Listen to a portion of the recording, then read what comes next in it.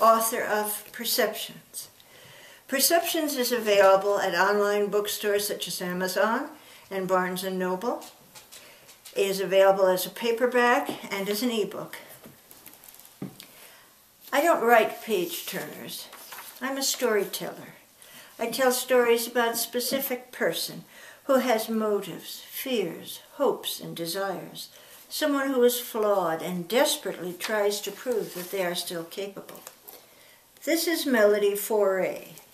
She became totally blind years ago, a situation that is called no light perception. She lives within a black space. On days when she can figure out what will happen, she's calm. When unexpected events crop up, the black space intimidates her. Her husband divorces her, saying she's not the same person he married. She knows she is. She still wants to become a mother and raise a happy, productive child. When she falls in love with a woman, her chances for having a baby become slimmer. How will she solve her problem? Today I will read from the 4th section of the book. We will meet Q, K-E-W, who is Mel's partner, and their baby, Annika, who is now a teenager, and Mel's sister, Mo, and Mel's brother-in-law, George.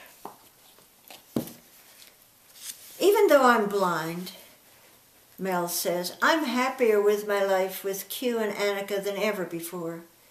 I guess I had wanted to become a mother and used marriage as a way to achieve it. Mom, Annika said, like, you are my mother, totally. You've never heard the whole story, sweetie. To find you when you were a little baby, to rescue you from your previous life, I can't express how much that desire gave rise to my happiness. I shook my head as my voice wavered. Tears flowed from my eyes. I pressed my fingers on my lips to keep from crying. Everyone remained still except Annika. She turned around and wrapped her arms around me. That made my tears flow faster. These aren't tears of sadness, dear, but because of a deep sense of happiness. Okay, Mom, it's okay, really, it's okay. I feel I saved you from a wasted life. I took this huge risk and it worked out, I said. I'm sure I have received more joy than if I had given birth to my own baby. After I survived 2 huge accidents, I knew I had to fulfill my destiny, to be your mother. I've done it. I no longer feel inadequate.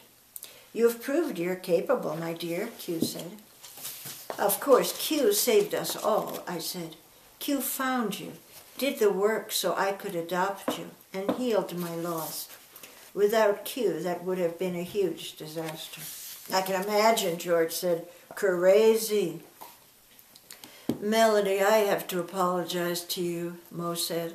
I wanted to change you because I believed you were less competent after you had become blind. I thought that blindness changed your whole character. I underestimated what you could accomplish. You didn't let blindness stop your desire to do your best. I did what I had to do. You became the first blind person, to graduate with an advanced degree from a college in Texas. That's wonderful. On top of that, you raised a child who stands as one of the top pupils in her school. I'm so proud of you. I stood up and gave Mo the biggest hug I'd given her for years. More tears flowed down my cheeks. Your ideas came from the way you understood my situation, I told Mo while I held her. Your words came from a protective love. As my situation changed, my efforts had to become stronger. What do you mean? Mo asked. I had to protect Annika from the ugly comments other people offered.